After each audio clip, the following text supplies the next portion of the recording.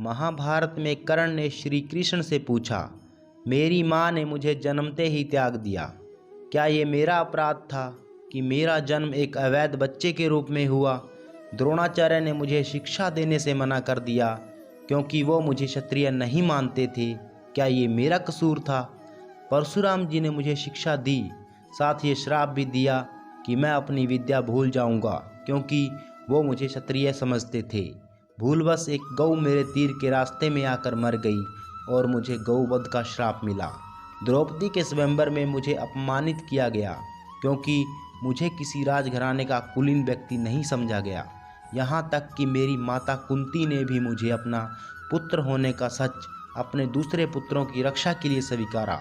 मुझे जो कुछ मिला दुर्योधन की दया स्वरूप मिला, तो क्या यह गलत है कि मैं दुर्योधन के प्रति अपनी वफादारी रखता हूँ? श्री कृष्ण मंद मंद मुस्कुराते हुए बोले, कर्ण, मेरा जन्म जेल में हुआ था। मेरे पैदा होने से पहले मेरी मृत्यु मेरा इंतजार कर रही थी। जिस रात मेरा जन्म हुआ उसी रात मुझे मेरे माता पिता से अलग होना पड़ा। तुम्हारा बचपन रथों की धमक, घोड़ों की हिनहिनाहट और तीर कमानों के साए में गुजरा। मैंने गायों को चराया और गोबर को उठाया।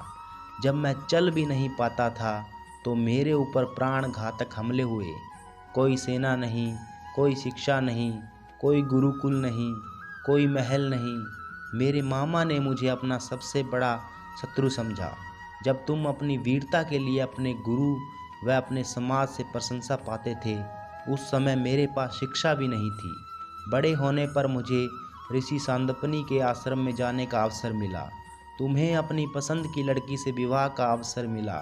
मुझे तो वो भी नहीं मिली जो मेरी आत्मा में बसती थी।